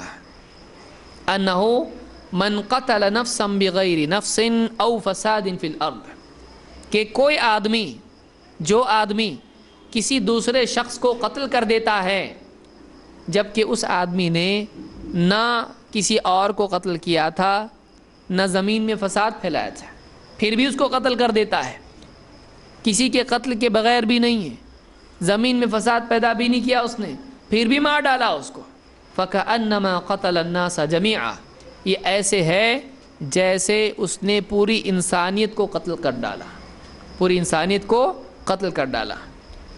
وَمَنْ أَحْيَاهَا فَكَأَنَّمَا أَحْيَا النَّاسَ جَمِيعًا، اور جس آدمی نے کسی کی جان بچا لی تو وہ ایسا ہی ہے جیسے اس نے ساری انسانیت کو زندگی دے دی، ساری انسانیت کی جان بچائی. یہاں پر قتل اور جان بچانا، ترغیب کس چیز کی دی جا رہی ہے؟ مارو سب کو. جان بچانا اچھا ہے کہ جان لینا اچھا ہے؟ تو آپ کسی کے سامنے بتا سکتے ہو کہ بھائی دو کام ہوتے ہیں دنیا میں، ایک ہوتا ہے جان لینا، دوسرا کام جان بچانا. قرآن میں ہے کہ ایک آدمی اگر ایک آدمی کا قتل کرتا ہے تو وہ چھوٹا کرائم نہیں ہے، وہ کرائم کتنا سیریس ہے، جیسے کہ اس آدمی نے کتنوں کو مار ڈالا، ساری انسانیت کا صفایا کر دیا اس نے. تو ایک جان اتنی قیمتی ہے جتنی لوگوں کے نزدیک ساری جانیں ہیں. یہ کدھر ہے؟ کون سے قانون میں ہے؟ یہ اسلام کی تعلیمات میں سے ہے. اور اگر ایک آدمی کسی ایک جان کو بچاتا ہے تو اس کا ایک جان کو بچانا کیسا ہے اللہ کے نزدیک؟ فَكَأَنَّمَا أَحْيَا النَّاسَ جَمِيعًا، جیسے اس نے ساری انسانیت کو بچا لیا. تو ترغیب یہاں پر کس چیز کی دی جا رہی ہے؟ جان لینے کی ہے، جان بچانے کی. ہاں، لیکن اگر کوئی آدمی کسی اور کو قتل کرتا ہے تو چونکہ اس نے زندگی کے تقدس کو توڑا ہے، لہذا اسلام میں سزا اس کی کیا ہے؟ اللہ کے حکم کے توڑنے کی وجہ سے اور ظلم کرنے کی وجہ سے کسی کو مار ڈالا اس نے، تو اسلام کا قاعدہ یہ ہے کہ اگر اس کے مقتول کے قتل ہونے والے کے گھر والے اگر بولتے ہیں کہ جان کے بدلے جان ہم معاف نہیں کرتے، تو اب کیا کیا جائے گا؟ قتل کرنے والے کو بھی قصاص میں قتل کیا جائے گا تاکہ دوسرے لوگ ڈریں۔ آج کیا ہو گیا ہے؟ مرڈر کیا اس نے، گیا جیل میں 1 مہینہ 2 مہینہ سال بھر رہا، پھر باہر چھوٹ کے آیا۔ اب پہلے اس کو کوئی پوچھتا نہیں تھا، اب جس دکان کے سامنے سے گزرتا ہے سلام صاحب، تو اب یہ بجائے اس میں ڈر پیدا ہونے کے لیے یہ خود ڈر بن گیا ہے کہ نہیں؟ کہ ایک آدمی اس نے ایک آدمی کو مار ڈالا، اب وہ جب جیل سے باہر نکل رہا ہے اس کو تو پہلے زندگی کا موقع مل گیا، اب لوگ کیا کہتے ہیں؟ یہ تمہارے اسلام میں یہ اچھا نہیں لگتا ہم کو۔ کیا اچھا نہیں لگتا چچا انکل؟ کیا اچھا نہیں لگتا؟ بولے تمہارے اسلام میں جان کے بدلے جان ہے۔ بولے جو گیا وہ تھوڑے آنے والا واپس، اس کی بجائے اس کو بھی مار رہے تم، تو وہ بھی گیا یہ بھی گیا، تو جان کے بدلے جان لینے میں فائدہ کیا ہے؟ اپنا جینٹلمین کیا بولتا؟ بات تو صحیح ہے۔ کیسا صحیح ہے بات؟ دیکھیے اسلام نے کتنا پیارا قانون اس میں رکھا ہے۔ ایک، اس نے جان کا قانون توڑا، جان اس نے ڈالی تھی اس میں نہیں، کس نے ڈالی؟ اللہ نے۔ تو اللہ تعالیٰ نے جان لینے سے منع کیا ہے، اسی لیے جس جانور کو ہم ذبح کر رہے ہیں، آ رہا ہے نا ابھی دن، جانور کو ہم ذبح کرتے ہیں، گوشت کھاتے ہیں اس کا، اس کی منفعت کی وجہ سے، لیکن اس کو ذبح کرتے وہ کس کا نام لیتے ہیں؟ اللہ کا۔ یہ یاد کرتے ہیں کہ اس میں جان ڈالنے والا کون ہے؟ اللہ ہے، اس کی اجازت سے ہم اس کے نام سے ذبح کر رہے ہیں، ہمارے لیے جائز نہیں ہے، لیکن ہم کیا کر رہے ہیں؟ اس کا نام لے کے، کیونکہ اس نے ہم کو حکم دیا، اس نے اجازت دی تو ہم ذبح کر رہے ہیں، ورنہ ہمارے لیے جان لینا صحیح نہیں ہے، کیونکہ جان ہماری طرف سے نہیں، اللہ کی طرف سے۔ تو اللہ کا نام لے کر جب ہم ذبح کرتے ہیں تو یہ اللہ کو یاد کرتے ہیں، اور جان اللہ نے ڈالی اس کو یاد کرتے ہیں۔ اب ایک آدمی کا قتل کسی نے کر دیا، اس نے اللہ کے اس حکم کو اور زندگی کے اس قدر کو، اس تقدس کو توڑا اس نے، اب اس کی سزا کیا ہے؟ اس کو بھی سزا میں قتل کیا جائے گا، لیکن جس فیملی کا وہ آدمی تھا جس کو مار ڈالا گیا، اس کی فیملی کو نقصان ہوا، اس کو تکلیف ہوئی، اب ان کے اندر بدلے کی بھاونا آنے والی ہے کہ اگر ان کو انصاف نہیں ملا، بہت چانسز ہیں کہ وہ لوگ برابر یاد رکھیں گے تو چھوٹا ہے، تو قانون سے چھوٹ گیا لیکن ہمارے ہاتھ سے چھوٹنے والا نہیں، یہ لوگ پھر اس کو مار ڈالیں گے، پھر اس کے بچے بولیں گے ہمارے ابو کو ان لوگوں نے مارے تھے، تو اب ان کے ابو کو ہم ماریں گے، ابو نہیں ملے تو پوتے نواسے جو بھی گھر کا ملے گا اس کو ہم ماریں گے، اور سلسلہ کیا ہوگا؟ چلتا رہے گا۔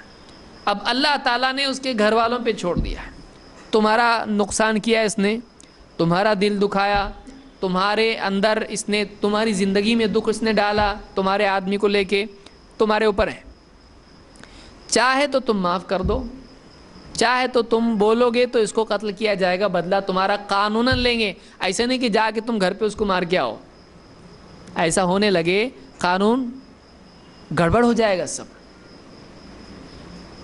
اسلامی حکومت اس کو کہے گی، فیملی والوں کو کہے گی تمہارا کیا بولنا ہے، قانون تو یہ ہے کہ جان کے بدلے جان، اگر کوئی نہیں ہے تو قتل کیا جائے گا اس کو، تاکہ دوسروں کی جانیں محفوظ ہو جائیں۔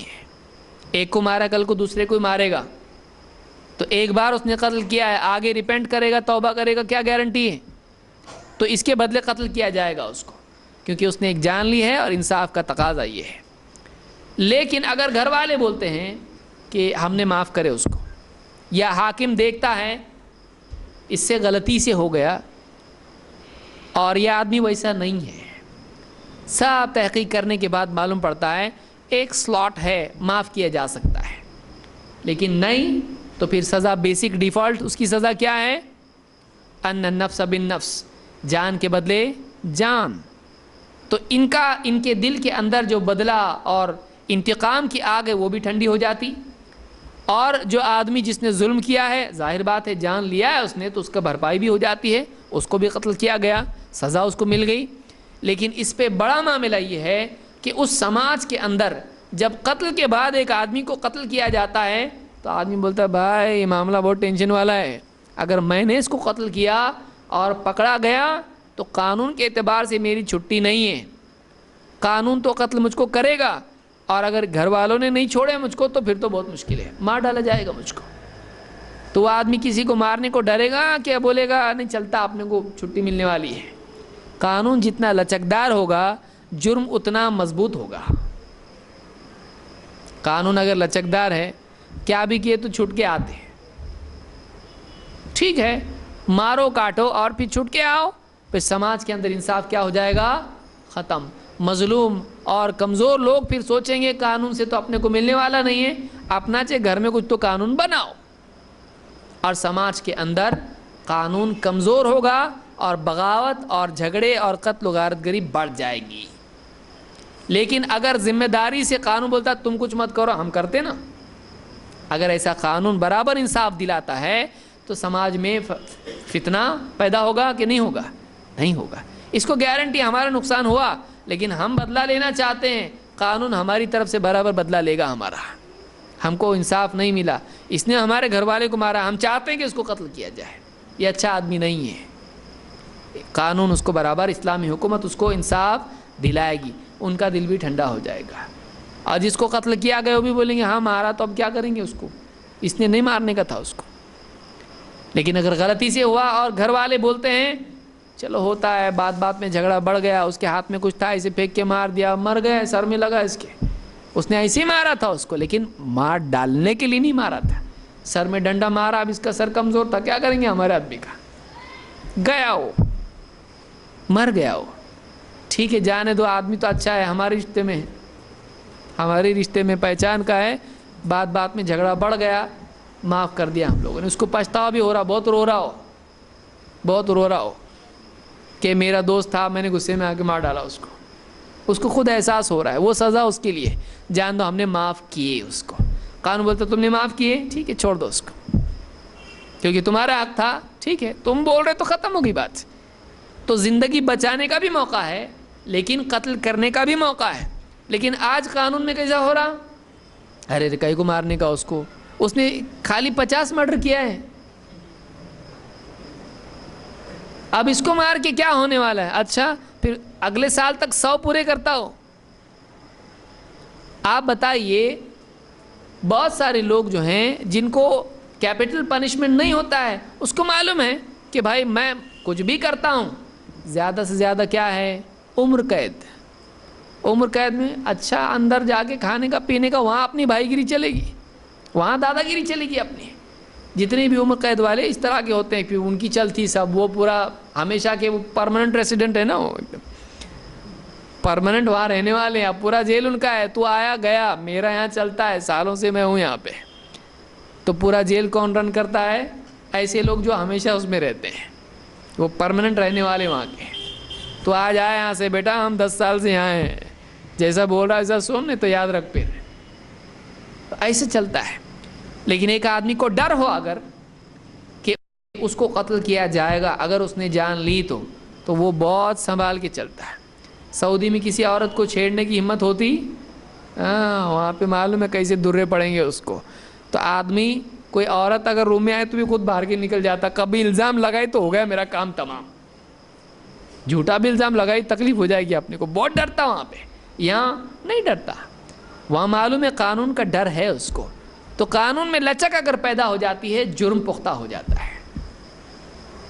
چوری کرے گا کوئی سعودی میں، پکڑا گیا تو بٹوا تو جائے گا، بٹوے کے ساتھ ہاتھ بھی جائے گا میرا، تو وہاں ہاتھ کٹنے کا ڈر ہے، لیکن یہاں ہاتھ کٹنے کا ڈر ہے نہیں ہے، تو جیب کٹ رہی، ہاتھ جب کٹے گا تو جیب نہیں کٹے گی، جب ہاتھ نہیں کٹے گا تو جیب کٹے گی اور گردن بھی کٹے گی، کیونکہ کوئی بھی آدمی چوری ڈکیتی جب کرتا ہے تو کیا کرتا ہے، پھول لے کے کرتا، لیجئے پھول میں چوری کرنے کے لیے آیا ہوں، کیا کرتا ہو، ہاتھ میں چھری رہے گی، اس کی بندوق رہے گی، اس کی کچھ بھی اس طرح کا اس کے پاس ہتھیار رہے گا، نکالو جیب میں جتنا بھی ہے، اگر نہیں دیا یا وہ لڑنے لگا تو کیا کرے گا؟ وہ ہتھیار استعمال کرے گا کہ نہیں؟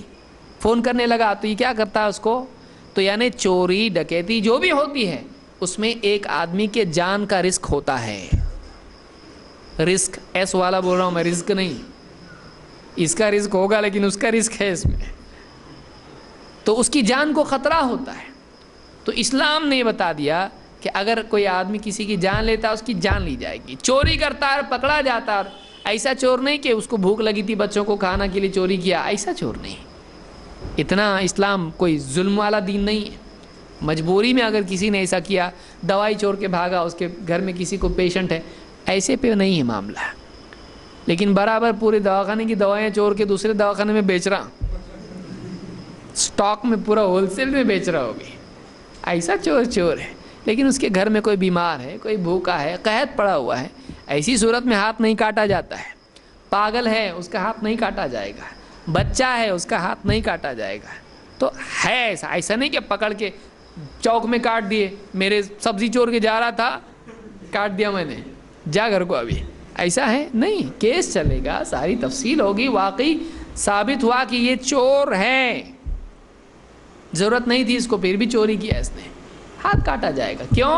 تاکہ بعد میں پیچھے والے چوری کریں گے نہیں، ان کو پھر کیمرہ لگانے کی ضرورت پڑے گی نہیں. بولیں گے کوئی بھی اگر دیکھ لیا اور پکڑا گیا میرا ہاتھ جائے گا. تو یہ کیا ہے؟ جرم کو اس طرح کی سزائیں کم کرتی ہیں. ایک کو سزا ملتی لیکن 1000 صحیح ہو جاتے اس سے. لیکن جب سزا نہیں ملتی ہے تو پھر 1000 کی ہمت بڑھ جاتی ہے. وہ کیا بولتے؟ اس نے کیا، گیا، آیا، کتنی عزت سے آیا، چوک میں پورا جب گزرتا سب لوگ سلام کرتے اس کو.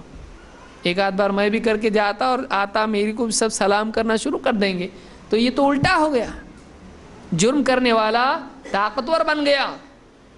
جرم کرنے والا جس سماج میں طاقتور بننے والا ہو، ایسے سماج میں قانون کیا فائدے کا؟ سمجھ میں آ رہی بات؟ قانون ہے کائے کے لیے کہ جرم رکے، بلکہ جرم کرنے والا ڈرے جرم کرنے سے، اس کے لیے ایک روک ہونا چاہیے. لیکن جہاں مجرم کو چھوڑ دیا جاتا ہو وہاں پر کیا ہوگا؟ جرم زیادہ پاورفل ہو جائے گا، پبلک تکلیف میں آئے گی. تو کمزور کو بچانے کے لیے مجرم کو سزا دینا ضروری ہے، کہ جو کمزور ہے اس کی حفاظت زیادہ ضروری ہے مجرم کے مقابلے میں. تو ایسی صورت میں اسلام نے قتل کی سزا رکھی ہے، اس کی تفصیل اور آپ دیکھ سکتے ہیں. تو اللہ نے فرمایا انہ من قتل نفسا بغیر نفس، کہ جس آدمی نے قتل کر ڈالا جبکہ قتل کیا ہے؟ جان کے بدلے جان نہیں ہے.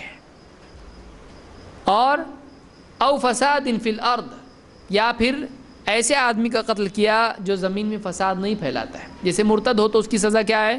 قتل ہے، مرتد کی سزا قتل ہے. یا جو آدمی لوگوں کو کفر و شرک میں مبتلا کرتا ہے اور اللہ اور اس کے رسول کے خلاف ایسی بات کرتا ہے جو الحاد والی ہو، کفر اور زندقہ والی بات ہو، تو ایسی باتیں کرنے والے کو کیا کر دیا جاتا ہے؟ قتل کر دیا جاتا ہے. جیسے حدیث گھڑنے والا، حدیث گھڑنے والے کی سزا علماء نے کیا ذکر کی ہے؟ قتل. جادوگر کی سزا کیا ہے؟ قتل ہے. جادوگر کی سزا کیا ہے؟ ضربۃ بالسیف، اس کی گردن اڑا دی جائے گی. تو زمین میں فساد. اسی طرح سے زنا ہے، زنا کی سزا کیا ہے؟ شادی شدہ اور زنا کیا اس نے، اس کی سزا کیا ہے؟ اس کو سنسار کیا جائے گا. تو اس طرح سے جان کے سلسلے میں کئی قوانین ہیں.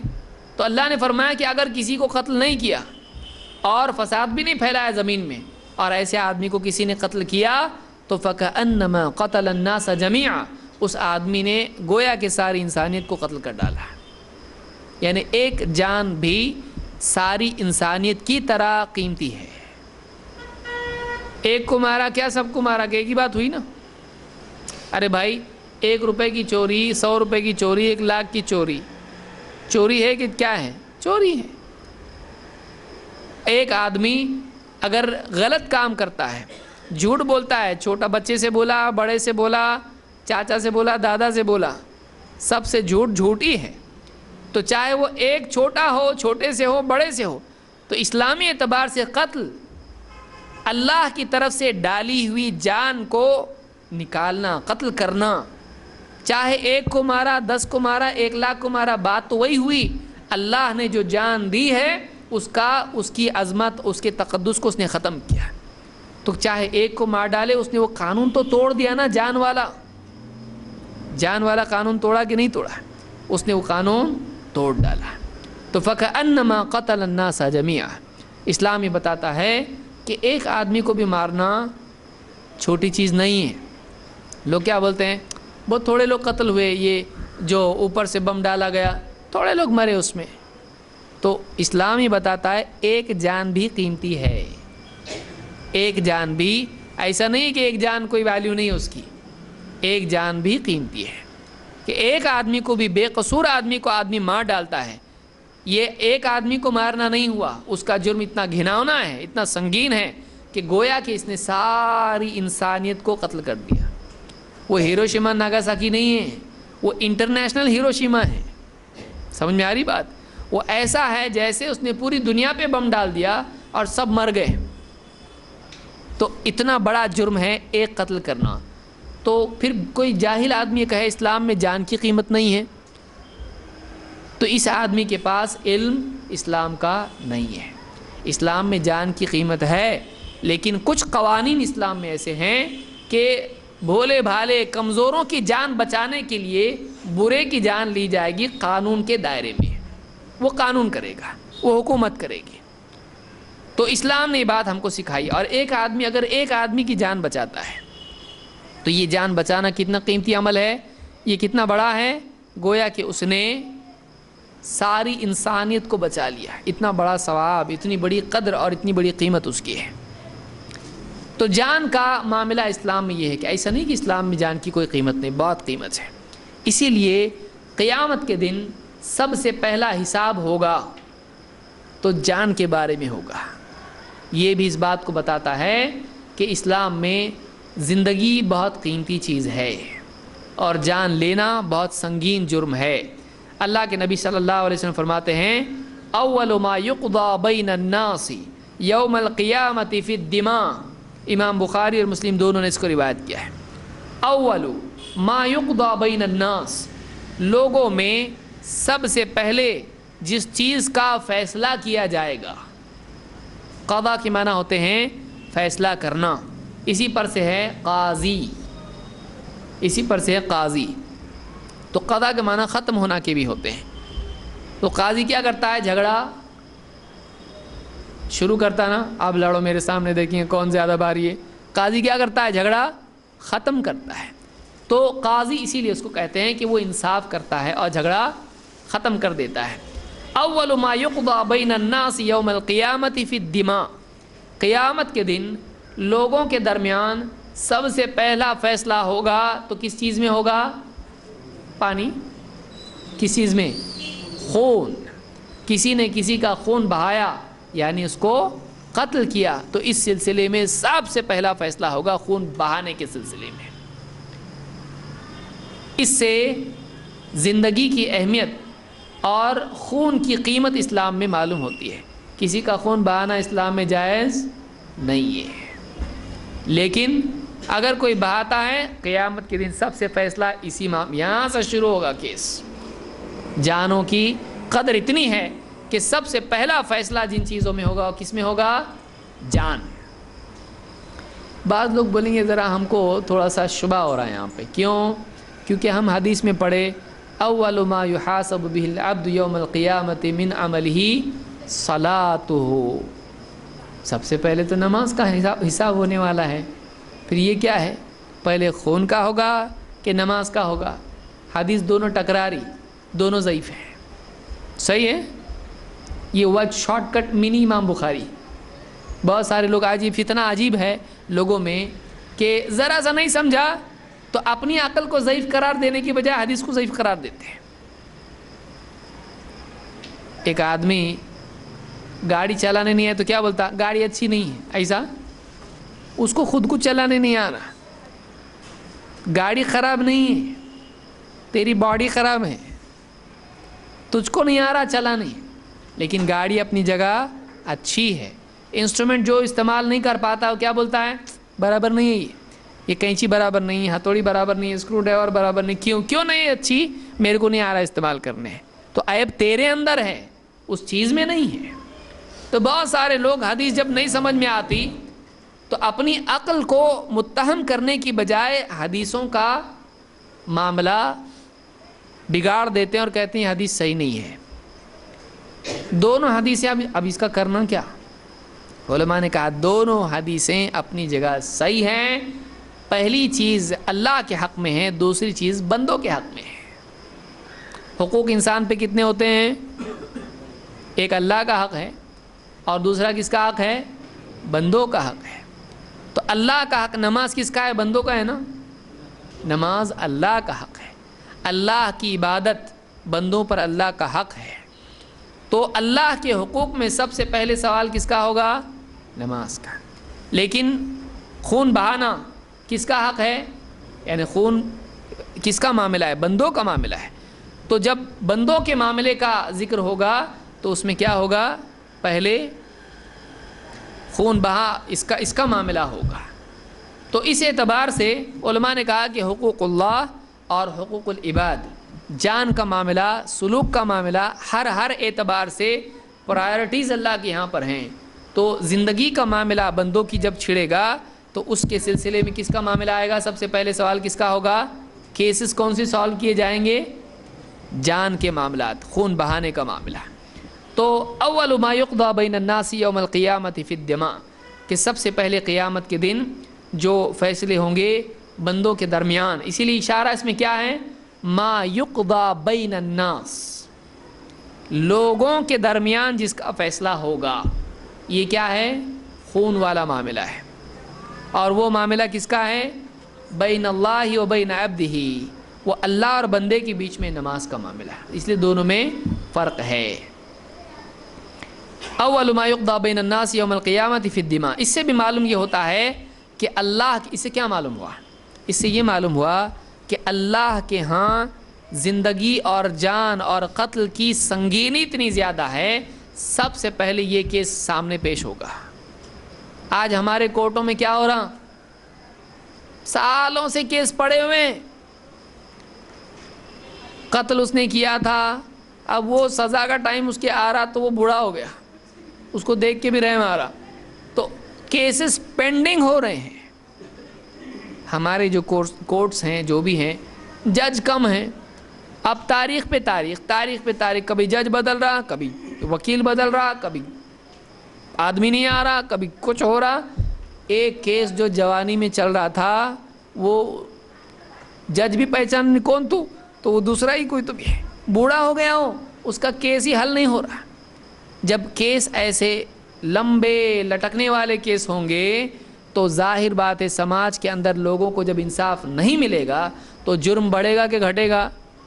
لوگ کیا بولتے؟ تم نہیں کر رہے نا انصاف, ہم کرتے اپنا انصاف. لوگ خود انصاف کب کرنے لگ جائیں گے؟ قانون خود سے اپنے ہاتھ میں لے کے قانون توڑنے والے کب بنیں گے؟ جب لوگوں کو انصاف نہیں ملے گا. تو اللہ کے ہاں قیامت کے دن اتنا سیریس معاملہ ہے کہ سب سے پہلے معاملے کون سے حل ہوں گے؟ جان کے. اللہ کے ہاں جان کی سنگینی بہت زیادہ ہے. لائٹ میٹر نہیں, بعد میں دیکھیں گے, ایسا ہے بعد میں دیکھیں گے, نہیں. جان کی قیمت اللہ کے ہاں اتنی ہے کہ سب سے پہلے معاملہ وہ سلجھایا جائے گا. جان کسی نے کسی کے لیے ہے, اتنا سیریس میٹر ہے, شروعات وہاں سے ہوگی, پکڑا جائے گا وہاں سے, سزائیں وہاں سے شروع ہوں گی. تو معلوم ہوا کہ یہ کوئی معمولی معاملہ نہیں ہے. جان اللہ کے ہاں بہت قیمتی چیز ہے. تو اسلام میں جان بے قیمت چیز نہیں ہے کہ جانیں لو, مار ڈالو لوگوں کو, کچھ نہیں ہوتا. نہیں, جان بہت قیمتی چیز اسلام میں ہے. تو اس لیے قیامت کے دن سب سے پہلا فیصلہ جو ہوگا وہ خون کے بارے میں ہوگا. خون سے مراد یہاں پر جان ہے. اسی لیے حدیث میں ہے کہ من قال لا الہ الا اللہ وکفر بما یعبد من دون اللہ حرم مالہ ودمہ وحسابہ علی اللہ. کہ جو آدمی لا الہ الا اللہ کا اقرار کرے اور اللہ کے سوا جن کو پوجا جاتا ہے ان کا انکار کرے تو اس کی حرم مالہ ودمہ, اس کا مال اور اس کا خون حرام ہو گیا. محترم ہو گیا اور اس کا حساب اللہ پر ہے۔ اس کا یہ مطلب نہیں ہے کہ جو کلمہ نہیں پڑھتا اس کو مارو کاٹو، یہ مطلب نہیں ہے۔ مطلب یہ ہے کہ جنگ چل رہی ہے اور جنگ میں کوئی آدمی لا الہ الا اللہ کا اقرار کر لیتا ہے تو اب اس کے اقرار کرتے ہی اس کی جان اور اس کا مال دونوں محترم ہو گئے۔ اب نہ اس کو قتل کیا جا سکتا ہے، نہ اس کا مال مال غنیمت بنایا جا سکتا ہے۔ کیوں؟ اس لیے کہ اسلام اس نے قبول کر لیا، تو اس کی جان اور اس کا مال دونوں محترم ہو گئے۔ اب جان اس کو خون بہا کے اس کو قتل نہیں کیا جا سکتا ہے۔ بھائی قتل کرنے کا طریقہ کیا ہے؟ خون بہانا، ذبح کرتے ہیں۔ آدمی مرتا کیوں ہے؟ خون بہنا شروع ہوتا، خون ختم ختم ختم، دل میں خون جا رہا نہیں، ختم، چھٹی۔ جانور کو بھی ہم کیا کرتے ہیں؟ ذبح کرتے ہیں، اس کی رگیں کون سی کاٹتے ہیں؟ خون والی۔ تو جسم سے سارا دل کا خون باہر نکل جاتا ہے اور اس کے بعد دل میں خون ہی نہیں جا رہا، تو پھر کیا ہو جاتا ہے؟ جانور یا انسان مر جاتا ہے۔ تو خون حیات کے لیے ضروری ہے۔ خون کیا ہے؟ حیات کے لیے ضروری ہے۔ عموماً انسان خون بہنے سے مر جاتا ہے۔ تو یہاں پر خون یہاں پر کہا جا رہا ہے اس لیے کہ اصل زندگی کی جو بقا ہے وہ خون میں ہوتی ہے، تو اسی لیے کہا کہ اس کا خون جو بہائے گا قیامت کے دن فیصلہ ہوگا سب سے پہلے۔ اللہ تعالیٰ قرآن کریم میں فرماتا ہے، یہاں پر دیکھیے ہم نے دیکھا خون کے بارے میں۔ اب کوئی آدمی جو حدیث میں نے بیان کی کہ جو لا الہ الا اللہ کہے اور کفر سے بچے اور اللہ کے سوا جن کی عبادت کی جاتی ہے ان کی عبادت سے انکار کرے، تو اس کی جان اور اس کا مال حرام ہو گیا۔ اس کی جان اور اس کا مال کیا ہو گیا؟ حرام۔ حرام چھیننے کے اعتبار سے، یہ نہیں کہ اس کا مال کیا ہو گیا؟ حرام۔ اسلام قبول کیا تو اس کا سارا مال کیا ہو گیا؟ ابھی حرام، اس میں سے کھانا نہیں، وہ حرام ویسا نہیں ہے۔ مال غنیمت لے سکتے ہیں، جو مشرکین اور کفار جنگ چھوڑ کے بھاگتے ہیں ان کا مال اب کیا ہو جاتا ہے؟ استعمال کر سکتے ہیں، لیکن جب وہ مسلمان ہو جائے اس کا مال چھین سکتے ہیں؟ نہیں۔ اس کی جان تباہ کر سکتے ہیں؟ نہیں۔ اس کا مال چھیننا حرام، اس کی جان ختم کرنا، اس کا خون بہانا حرام، اس اعتبار سے حرام ہے۔ تو کیا اس کا یہ مطلب نکلتا ہے کہ جو کلمہ نہیں پڑھا اس کا خون بہا سکتے ہیں؟ نہیں۔ جو مسلمان نہیں ہیں، نہ صرف یہ کہ ان کا قتل نہیں ہے بلکہ ان کی جان محترم ہے، اور اگر وہ مسلمانوں سے دشمنی نہیں کرتے ہیں اور مسلمانوں کو گھروں سے نہیں نکالتے، ان کو قتل نہیں کرتے ہیں، تو ایسے لوگوں کے ساتھ نہ صرف یہ کہ ان کے ساتھ جنگ نہیں ہے بلکہ ان کے ساتھ انصاف، بلکہ ان کے ساتھ اچھا سلوک کرنے کی تلقین اسلام میں۔ تھوڑا اور سمجھنے کی کوشش کرتے ہیں اس کو، دیکھیے کیا ہے۔ اللہ نے فرمایا قرآن میں، لا ینہاکم اللہ، اللہ تم کو منع نہیں کرتا ہے۔ یہ بات جامع آیت ہے اور غیر مسلمین کو سمجھانے کے اعتبار سے بہت ہی امپورٹنٹ، اہم اور پیاری آیت ہے۔ لا ینہاکم اللہ، اللہ تم کو منع نہیں کرتا ہے، عن الذین، ان لوگوں کے سلسلے میں، لم یقاتلوکم فی الدین، جنہوں نے دین کی بنیاد پر تم سے جنگ نہیں کی، ولم یخرجوکم من دیارکم، اور تمہیں تمہارے گھروں سے باہر نکال نہیں ڈالا، ان تبر، کس چیز سے منع نہیں کرتا ہے؟ یعنی ابھی بتایا جا رہا ہے کہ دو لوگ، یعنی جن لوگوں نے تم سے دین کی بنیاد پر جنگ نہیں کی، انہوں نے تم کو تمہارے گھروں سے باہر نہیں نکالا، اللہ ان لوگوں کے سلسلے میں تم کو منع نہیں کرتا ہے، کسی سے منع نہیں کرتا ہے، ان تبروہم وتقسطوا الیہم، ان سے بھلا سلوک کرنے اور عدل و انصاف کرنے سے اللہ تم کو منع نہیں کرتا ہے۔ تو منع نہیں کرتا ہے کا مطلب کہ یہ تو ٹھیک ایسا ہے، بلکہ اللہ نے کیا فرمایا؟ ان اللہ یحب المقسطین، یعنی یہ ایسا عمل نہیں کہ ٹھیک ہے کرنا ہے تو کرو، کوئی ثواب نہیں ملے گا، ایسا ہے؟ یعنی کوئی آدمی اس سے دھوکے میں آیا کہے گا اللہ منع نہیں کرتا ہے کا مطلب چلے گا کوئی بات نہیں، کیا تو کیا، نہ ثواب نہ گناہ، ایسا ہے؟ نہیں۔ کہ غیر مسلمانوں سے جو مسلمانوں کے ساتھ جنگ نہیں کرتے ہیں اور جنہوں نے مسلمانوں کو ان کے گھروں سے نکالا نہیں، یعنی ظلم نہیں کیا، جنگ نہیں کی، یعنی جنگ کر کے کیا کرتے؟ جنگ میں کیا ہوتا ہے؟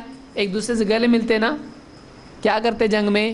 ایک دوسرے کو قتل کرتے ہیں، یعنی تمہاری جان کے دشمن بن کے تم سے جنگ کرنے والے وہ نہیں ہیں۔ دو، مال ہوتا ہے آدمی کے پاس تمہارے گھروں سے، اور آدمی کا اینڈ میں مال بچا ہوا کیا ہوتا ہے؟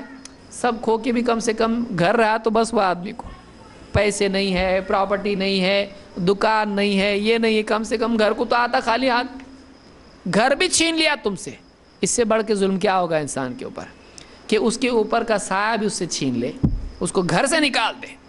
اللہ تعالیٰ فرماتا ہے جن لوگوں نے تم سے جنگ نہیں کی دین کی بنیاد پر، اور جن لوگوں نے تم کو تمہارے گھروں سے نہیں نکالا، اللہ تعالیٰ ان کے ساتھ دو چیزوں کے سلسلے میں تم کو منع نہیں کرتا ہے۔ نمبر ایک، ان تبروہم، دو وتقسطوا الیہم، کہ تم ان کے ساتھ بھلائی کا سلوک کرو، احسان کا سلوک کرو۔ تبرو اس کا مطلب ہوتا ہے، بر کے معنی ہوتے ہیں، بر کے معنی ہوتے ہیں نیکی اور اچھا سلوک، اور دو وتقسطوا الیہم، کہ تم ان سے عدل و انصاف کرو۔ تو سلوک کی تین قسمیں ہیں، کون کون سی ہیں؟ نمبر ایک، ظلم۔ ظلم کیا ہے؟ اس کا مال چھیننا، اس کی جان کو نقصان پہنچانا، اس کو تکلیف دینا، یہ ظلم ہے۔ نمبر دو ہے انصاف یا عدل، جس کو آپ کہیں، اس کا حق اس کو دینا، اس سے کچھ چھیننا نہیں، یہ ہوا انصاف۔ احسان یا بر جس کو آپ کہیں گے، یہ اس سے ہائی لیول کا ہے، کیا ہے کہ جتنا اس کا ہے اس کو تو دینا، اپنی طرف سے اور اچھا سلوک کرنا۔ ظلم برا ہے، ایوریج کیا ہے؟ انصاف، اس سے اوپر کیا ہے؟ احسان۔ تو اللہ تعالیٰ نے ظلم کرنے والوں کے ساتھ میں دیکھیے گنجائش رکھی کہ تم بدلہ لے سکتے ہو، لیکن جنہوں نے ظلم نہیں کیا ہے، جو نارمل ہے اپنی زندگی وہ جی رہے، تم تمہاری جی رہے، اب کیا کرنا ہے؟ ان کو یہ مسلمان نہیں ہے، مارو کاٹو ان کو، لٹکاؤ الٹا ان کو پیڑ سے۔ بتایا اللہ نے ایسا؟ دو قسم کے لوگ ہیں جو مسلمان نہیں ہیں۔ ایک وہ لوگ ہیں جو مسلمانوں کے دشمن ہیں، جو مسلمانوں سے جنگ کرتے ہیں، مسلمان جا کے جنگ کر رہے ہیں، اللہ نے کیا کہا؟ تم سے اگر وہ جنگ نہیں کرتے ہیں، یعنی وہ تم سے جنگ کرتے ہیں تو تم جنگ کرو ان سے۔ کون سا ملک بولتا ہے مت کرو بابا جنگ ان سے؟ وہ جنگ کر رہے اپنے سے، بولتا ہے ایسا کوئی؟ چلتا رہتا نا بارڈر پہ ہمیشہ، تو کوئی بھی کسی کو غلط نہیں بولتا ہے، ملکوں میں جنگیں چلتی رہتی ہیں۔ تو اللہ نے کہا کہ اگر وہ تم سے جنگ کرتے ہیں تو تم جنگ کر سکتے ہو، اور انہوں نے اگر تم کو تمہارے گھروں سے نکالا ہے تو تم اپنا حق واپس سے لڑ کے لے سکتے ہو۔ نہیں لے سکتے بھئی، اگر کسی نے گھر سے نکالا ہم کو کیا بولیں گے؟ گھر مبارک۔ کہ جاتے لوگ کورٹ میں جا کے حاصل کرتے کہ نہیں، لڑتے کہ نہیں؟ کیس لڑ رہا بولتے میں، کیا بولتا ہے آدمی؟ کیس لڑ رہا میں اس سے۔ تو اللہ تعالیٰ بتاتا ہے کہ اپنا حق لینے کے لیے لڑ سکتا ہے آدمی۔ اور ایک کیا کرے گا؟ آپ بس میں جا رہے ہیں، ٹرین میں جا رہے ہیں، کوئی آپ کا پرس چھین رہا ہے، کوئی آپ کے تھیلی چھین رہا ہے، آپ گڈو کے لیے کچھ لا رہے تھے اچھا گفٹ، وہ چھین رہا، آپ کیا کریں گے؟ چاہیے کیا؟ لو نا، کرتا آدمی، آپ کی جیب میں ہاتھ ڈال کے چھینے گا آدمی، لڑے گا اس سے۔ اور پولیس آگے کس کو پکڑ کے لے کے جاتی؟ کیوں لڑ رہا تھا تو؟ اور میرا پرس چھین رہا تھا وہ، لڑا کیوں تو؟ لڑنا بڑا کرائم ہے، پرس چھیننا اتنا بڑا نہیں ہے، چل تو جیل میں، تو جا رہے۔ ایسا کرے گی؟ نہیں۔ پولیس جانتی ہے مال اس کا ہے، اپنے مال کے بچانے میں اگر یہ لڑ رہا ہے جسٹیفائیڈ ہے وہ۔ اللہ نے میں وہی بتایا کہ الگ نرالا کچھ قانون دیا اللہ نے، بلکہ اس سے زیادہ اچھی بات بتائی۔ کیا کہا؟ جن لوگوں نے تم سے جنگ نہیں کی ہے، جن لوگوں نے تم کو تمہارے گھروں سے نہیں نکالا، اگر تم ان سے نہ لڑو تو کوئی بات نہیں، ایسا کہا اللہ نے۔ دیکھیے بولنا یہاں پہ ایسا نہیں ہو رہا ہے، کیا کہا آدمی جنرلی کیا بولے گا؟ سمجھیے اس بات کو اچھی طرح سے، جو تم سے نہیں لڑ رہا اس سے مت لڑو، ایسا ہو رہا ہے یہاں پہ؟ مت لڑو کی بات نہیں ہو رہی ہے، یہاں پہ اچھا سلوک کرنے کی بات ہو رہی ہے۔ وہ مسلمان نہیں ہیں لیکن پھر بھی ان کے ساتھ اچھا سلوک کرنے کی بات ہو رہی ہے، یعنی غیر مسلم کے ساتھ بھی اسلام میں اچھا سلوک کرنے کی کیا ہے؟ ترغیب ہے۔ اللہ نے فرمایا کہ جن لوگوں نے تم کو تمہارے گھروں سے نہیں نکالا اور تمہارے ساتھ جنگ نہیں کی، اللہ تم کو تھوڑی منع کرتا ہے کہ تم ان کے ساتھ میں اچھا سلوک نہ کرو۔ اللہ تم کو ان کے ساتھ اچھا سلوک کرنے سے منع نہیں کرتا ہے۔ ان تبروہم وتقسطوا الیہم، تم ان سے اچھا سلوک کرو، ان کے ساتھ انصاف کرو، اللہ اس سے منع نہیں کرتا ہے۔ تم انصاف کرو، تم ان کے ساتھ اچھا سلوک کرو۔ ان اللہ یحب المقسطین، اللہ تعالیٰ عدل و انصاف کرنے والوں کو پسند کرتا ہے۔ یہاں یہ نہیں کہا کہ اللہ تعالیٰ بر کرنے والوں کو پسند کرتا ہے، پھر احسان کرنے والوں کو پسند نہیں کرتا ہے۔ اللہ تعالیٰ نے یہ نہیں کہا، کیا کہا؟ اللہ انصاف کرنے والوں کو پسند کرتا ہے، تو پھر احسان والے ان لوگوں کے لیے نہیں ہے، یہ ان کو پسند نہیں کرتا ہے۔ دو کام بتائے جا رہے ہیں اور ایک ہی کے بارے میں کہا جا رہا ہے کہ اللہ اس کو پسند کرتا ہے۔ کیا بولیں گے آپ؟ کیا کہنا ہے آپ کا؟ کون بتائے گا؟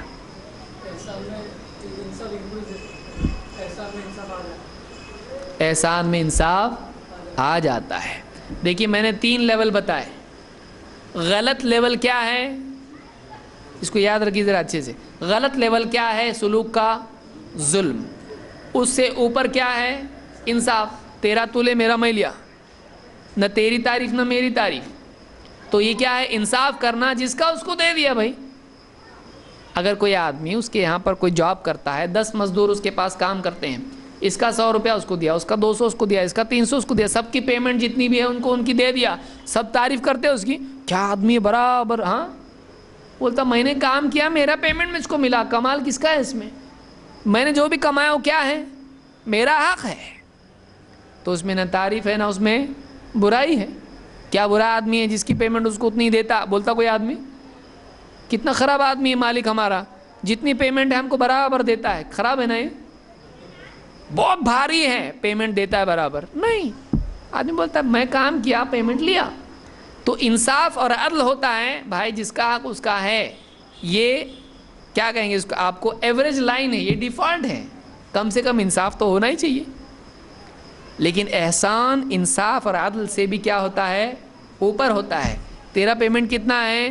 10,000 ہے، لے 100 میری طرف سے، وہ انصاف ہے، اور 100 روپے کیا ہوا؟ احسان ہوا۔ تو اصل تعریف کس پہ ہوتی ہے؟ احسان پہ ہوتی ہے۔ تو اللہ کے ہاں تو تعریف انصاف پہ بھی ہے، تو احسان پہ کیا ہوگی؟ زیادہ کہ کم؟ زیادہ ہوگی، ہے کہ نہیں؟ ایک آدمی مثال کے، سادہ سمجھیے اس کو، ایک آدمی، آپ کسی کے پاس جاب کرتے، اب لینے کے حساب سے زیادہ سمجھ میں آئے گا۔ آپ کسی کے پاس جاب کرتے، آپ کی تنخواہ کتنی ہے؟ 10,000، 20,000، 20,000 آپ کی تنخواہ ہے۔ اگر آپ کا مالک آپ کو 25,000 دے دے تو آپ کیا بولیں گے؟ میری تنخواہ 20 ہے، آپ 25 کیسا دے رہے؟ ظالم ہے آپ، بولیں گے آپ؟ نہیں۔ یا 20,000 آپ کو دیا تنخواہ، بولیں گے کتنا اچھا مالک ہے، برابر ٹائم پہ میری تنخواہ دیا، تعریف کریں گے نا آپ؟ ٹھیک ہے۔ اور اگر بولا ایک کام کرو اور 5 لو میری طرف سے، آپ کیا بولیں؟ یہ اچھا نہیں کیا آپ، ایسا بولیں گے آپ کیا بولیں گے؟ ماشاء اللہ، آپ جیسا تو کوئی، آپ کے بیوی بچے خوش رہیں، آپ خوش رہو، اگلے مہینے بھی ایسا ہوگا کہ نہیں ہوگا؟ آپ تعریف زیادہ کرو گے کہ کم کرو گے جب وہ احسان کرے گا؟ تو جب عدل پر تعریف ہے تو احسان پر زیادہ تعریف ہوگی۔ جب اللہ عدل کو پسند کرتا ہے تو احسان کو تو اور بھی زیادہ پسند کرتا ہے۔ سمجھ میں آ رہی بات؟ تو اس میں آٹومیٹک تعریف آ گئی۔ اللہ نے ایک کی تعریف کر کے دوسرے کو چھوڑ دیا اور کہا تم سمجھو اب جب اللہ کو یہ پسند ہے تو وہ کتنا پسند ہوگا۔ لیکن یہاں پر اللہ تعالیٰ نے اس کا ذکر اس لیے بھی نہیں کیا کہ وہ تمہاری چوائس ہے، منیمم انصاف تو کرنا پڑے گا، نہیں تو پکڑیں گے ہم۔ لیکن اگر تم احسان نہیں کرتے ہو تو تمہاری مرضی، احسان نہیں کرنے پہ پکڑ ہوگی۔ یعنی ایک آدمی تنخواہ جتنی دینا چاہیے نہیں دیا تو پکڑ ہوگی کہ نہیں ہوگی؟ اور اگر زیادہ نہیں دیا تو نہیں ہوگی، تو اس کی مرضی ہے۔ اس لیے وہاں ضروری نہیں کہ اس بارے میں کہا جائے کہ تم کرو ہی ایسا۔ اللہ تعالیٰ نے بہت ہی عدل کے ساتھ یہاں پر بات کہی ہے۔ اللہ نے کہا کہ اللہ تعالیٰ ان لوگوں کے سلسلے میں جن لوگوں نے تمہارے ساتھ نہ دین کی بنیاد پر جنگ کی اور نہ تمہیں تمہارے گھروں سے نکالا، اللہ تم کو ان کے ساتھ میں عدل کرنے یا احسان کرنے سے منع نہیں کرتا ہے. تم کیا کرو؟ ان کے ساتھ میں عدل اور احسان کا سلوک کرو. اللہ نے بتایا ان اللہ یحب المقسطین، اللہ تعالیٰ عدل کرنے والوں کو پسند کرتا ہے. مسلمانوں سے یا غیر مسلموں سے؟ دونوں سے. اور یہاں تذکرہ کن کا ہو رہا ہے؟ کیا یہاں مسلمانوں کا تذکرہ نہیں آ رہا ہے؟ صرف مشرکین کا، کفار کا آ رہا ہے، یا مسلمانوں کا بھی آ سکتا ہے اس میں؟ مسلمان دین کی بنیاد پہ لڑتے نا، تو مسلمان ہے لڑو اس سے، کرتے ایسا؟ دین کی بنیاد پر لڑنا یعنی تو ایک دین کا ہے میں ایک دین کا ہوں، یہ جنگ کس کے درمیان ہوتی ہے؟ مسلمان اور غیر مسلمانوں میں ہوتی ہے. اب یہ مت نکالو آپ دیوبندی بریلوی اس میں، دین دونوں کا کیا ہے؟ ایک ہے. مسلک اور منہج ان میں کیا ہو جاتے ہیں؟ الگ ہو جاتے ہیں. وہ ایک الگ بات ہے، اس کو زبردستی یہاں جوڑو مت. اندر چلتا ہے بہت لوگوں کے بلب سلگا ہوگا کچھ لوگوں کا، یہ یہاں پہ نہیں آ رہا ہے. دین کی بنیاد پر لڑنا یعنی تیرا دین کچھ اور ہے، میرا دین کچھ اور ہے، اس بنیاد پر جنگ کرنا. جو اسلام کو نہیں مانتے ہوئے لڑ رہے ہیں، ایسا کوئی ہے؟ یہ الگ بات ہوئی نا. مسلمان ایسا کرتا ہے کیا؟ تو وہ اسلام کو نہیں مان کے تم سے جنگ کر رہا ہے. تو یہ مشرکین اور کفار کے بارے میں ہے. اور اللہ نے احسان اور عدل کا سلوک کن کے ساتھ بتایا؟ مشرکین اور کفار کے سلسلے میں. مسلمانوں کے لیے الگ آیتیں حدیثیں ہیں، بلکہ ان اللہ یأمر بالعدل والاحسان وایتاء ذی القربى، یہ اللہ نے کہا ہے نا. اللہ تعالیٰ تم کو احسان اور عدل کا حکم دیتا ہے. وہ عموم ہے، اس میں صرف مسلمان یا غیر مسلم وہاں پہ نہیں ہے، وہ سب کے لیے ہے. لیکن یہاں کس پس منظر میں بات چل رہی ہے؟ مسلمانوں کے یا غیر مسلموں کے؟ غیر مسلموں کے.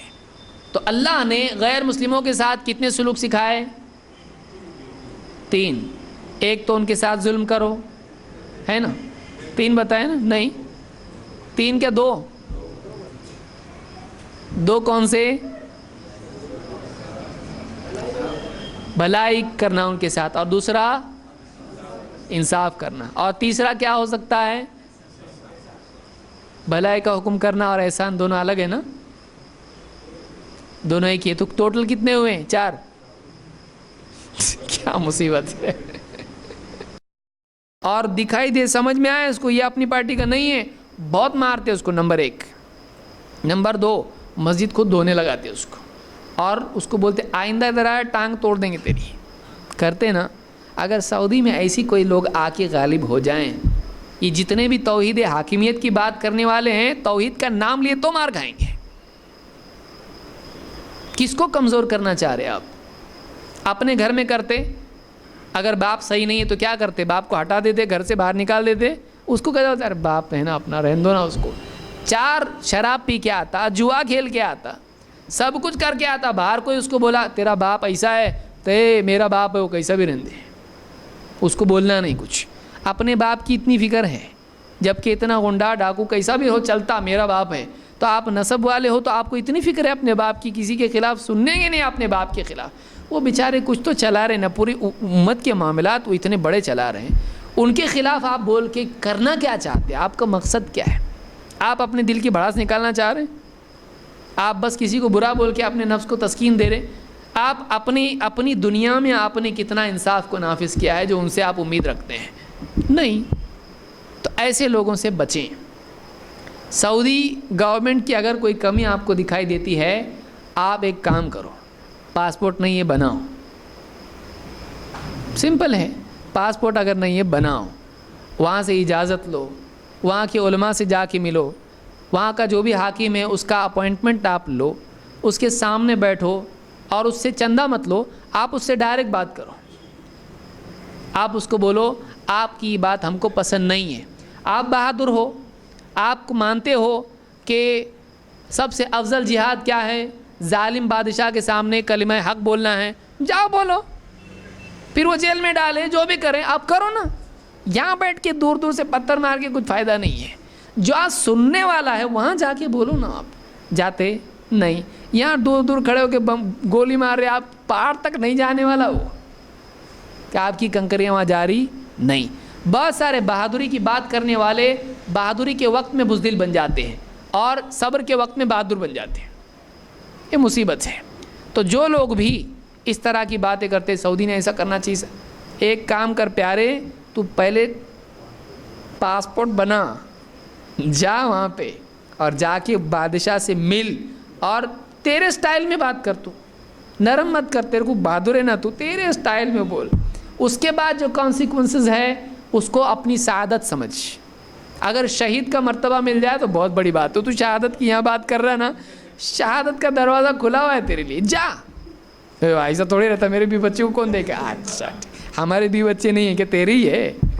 ساری امت کو کیوں آپ تو بھڑکا کے آگے کر رہا. خود کا نمبر آیا تو بھی بچے یاد آ رہے ہیں, میرا گڈو اس کا کیا ہوگا. دوسروں کے بھی بچے نہیں ہیں. تو بہت سارے لوگ امت کو ورغلا کے آگے کرتے, پلٹ کے امت دیکھتی تو کہاں گئے, گائے بھائی, یہ نہیں ہے. نہ کریں ایسا. مسلمان عالم اسلام میں شیعی طاقتیں جو بھی کر رہی ہیں ان ملکوں میں آپ جان رہے ہیں. سیریا میں کیا کیا, جو بھی کیا, سعودی گورنمنٹ برابر پکڑ کے رکھی ہوئی ہے. جو بھی کمیاں ہیں ان کی اپنی ہیں, کوئی آدمی بے کمی والا نہیں ہے. ان کی کمیاں ہیں وہ کبھی, آپ بتائیے کوئی سعودی گورنمنٹ کا کوئی حاکم اس نے کھڑے ہو کے بولا ہمارے اندر کوئی کمی نہیں, ہم لوگ ایک دم پرفیکٹ ہیں, کبھی بولا اس نے ایسا؟ تو آپ کیوں سمجھ رہے ہو پرفیکٹ ہے؟